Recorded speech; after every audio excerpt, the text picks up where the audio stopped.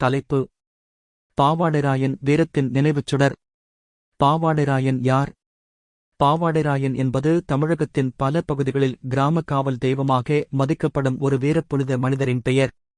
அவர் நாட்டுப்புற மரபில் அய்யனார் சாமியின் நெருக்கமான துணை தெய்வமாகவும் பல இடங்களில் தனித்தெய்வமாகவும் வழிபடப்படுகிறார். இவர் ஒரு வீரரும் படைக்கல வீரச்சிங்கமும் மக்களின் பாதுகாவலருமாக கருதப்படுகிறார்.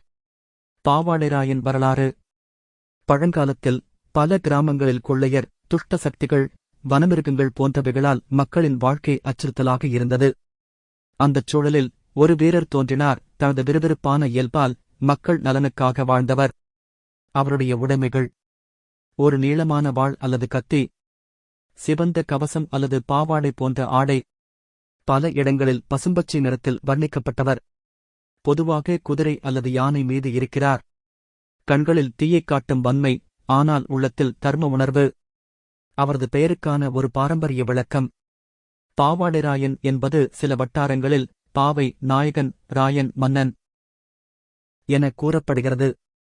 அவரது ஆடையில் பாவாடை போன்ற பகுதியும் இருப்பதால் அந்தப் பெயர் வந்திருக்கலாம் என்பதும் ஒரு கூற்று. மேலும் ராயன் என்பது வீரர்களுக்கும் மன்னர்களுக்கும் பொதுவாக பயன்படுத்தப்படும் தமிழாய்வு சொல். பாவாடைராயனின் முக்கிய பங்கு: கிராம எல்லையில் பவுண்டரி கார்டியன் அமர்ந்திருப்பவர். சில இடங்களில் கருப்பண்ண சாமியின் சகோதரராகவும் அல்லது சேவகராகவும் கருதப்படுகிறார். சில இடங்களில் அவர் ஒரு ராஜபாட்டையாகவும் இருந்திருக்கிறார்.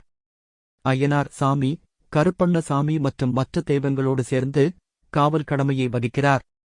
சில மரபுகளில் அம்மன், காளி, மாரியம்மன் வழிபாடுகளிலும் பங்கேற்கிறார். மக்கள் வழிபாட்டு முறைகள்: வாகன ஊர்வலம், கம்பமேற்றல், திருவிழாக்களில் சிறப்பாக வழிபாடு. சிலர் அவருக்கு கம்பு அல்லது சுருள்வாள் கொடுக்கும். பொங்கல், அமாவாசை நாட்களில் சிறப்பாக வழிபாடு செய்யப்படுகிறது. அவனை அடங்காத வீரனாக அல்ல, அறம் காத்த காவலராக மதிக்கின்றனர். உண்மை புரிதல்: பாவாடைராயன் என்பது வெறும் ஒரு தெய்வ நாயகன் மட்டுமல்ல, அவர் சமுதாய நெறிகளைக் காத்தவன். தூய்மையும் நீதியும் தாண்டி வந்தால் வன்மை கொண்டு எதிர்க்கத்தக்க வீரச்சுடர். முடிவு: அய்யனார், கருப்பண்ண சாமி, பாவாடைராயன் இவர்கள் மூவரும் மண்ணுக்கே உரித்தான மரபு தெய்வங்கள். பசுமண் வாசனையோடு கலந்து இருக்கும் இந்த தெய்வங்களின் வரலாறு நம் முன்னோர் வாழ்க்கை முறையின் பிரதிபலிப்புதான்.